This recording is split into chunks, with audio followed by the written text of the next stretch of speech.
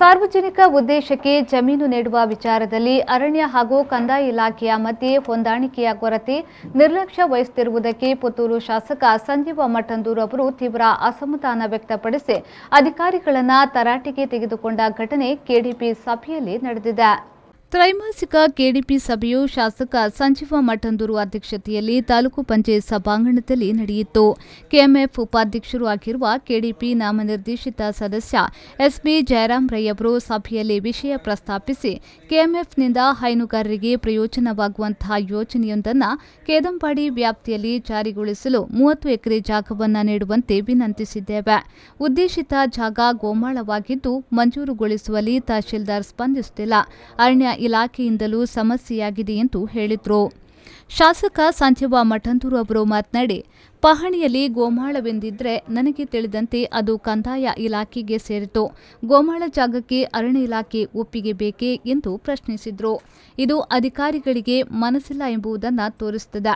ನಾನು ಕಳೆದ 2 ವರ್ಷಗಳಿಂದ ಗಮನಿಸಿದಂತೆ ಪುತ್ತೂರಿನಲ್ಲಿ ಸಾರ್ವಜನಿಕ ವಿಚಾರದ ಅಗತ್ಯಗಳಿಗೆ ನೀವು ಯಾವುದೇ ಜಾಗ ಮಾಡಿಕೊಡುತ್ತಿಲ್ಲ ಎಂದು ಆಕ್ಷೇಪ ವ್ಯಕ್ತಪಡಿಸಿದರು. ಆ ಜಾಗದ ವಿಚಾರದಲ್ಲಿ ಗ್ರಾಮ ಪಂಚಾಯತ್ ನಿರ್ಣಯ ಮಾಡಲಾಗಿದೆ. ಈ ಗೋಮಾಳದಲ್ಲಿ ಗಿಡ ಕಟಾವು ಮಾಡಿದ ಮೇಲೆ ಗ್ರಾಮ ಪಂಚಾಯತಿಗೆ ಹಣ ನೀಡಬೇಕೆಂದಾಗ ಅರಣ್ಯ ಇಲಾಖೆಯ ಅಧಿಕಾರಿಗಳು ಇನ್ನು ಈ ಜಾಗ ನಮಗೆ ಬೇಡ, ಪಂಚಾಯತ್ಗೆ ಇರಲಿ ಎಂದು ಬರೆದುಕೊಟ್ಟಿದ್ದಾರೆ. ಗೋಮಾಳವನ್ನ ಕೆಲವೊಂದು ಉದ್ದೇಶಗಳಿಗೆ ನೀಡಬಹುದು ಎಂದಿದೆ. ಕಾನೂನು ಪ್ರಕಾರ ಅದು ಗೋಮಾಳ ಆಗಿರುವುದರಿಂದ ಅದನ್ನು ಮಂಜೂರುಗೊಳಿಸಲು ಇರುವ ನಿಯಮಗಳನ್ನು ಪರಿಶೀಲಿಸಿ ತಕ್ಷಣ ಕ್ರಮ ಕೈಗೊಳ್ಳುವಂತೆ ಶಾಸಕರು ತಹಶೀಲ್ದಾರ್ಗೆ ಸೂಚಿಸಿದರು.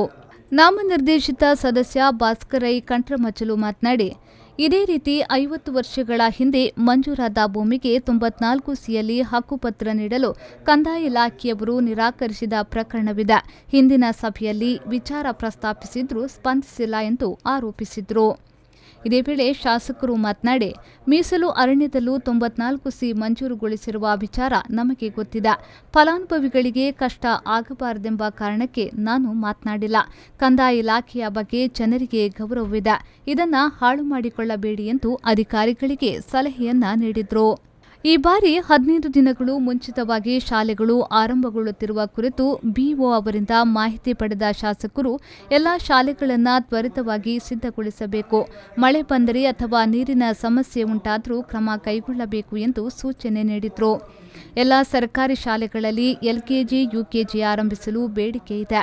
ಪ್ರವೇಶಾತಿಯು ಚೆನ್ನಾಗಿದೆ, ಆದರೆ ಸೌಕರ್ಯ ಮಾತ್ರ ಕಷ್ಟವಾಗುತ್ತಿದೆ ಎಂದು ಬಿಒ ಲೋಕೇಶ್ ಮಾಹಿತಿಯನ್ನ ನೀಡಿದರು.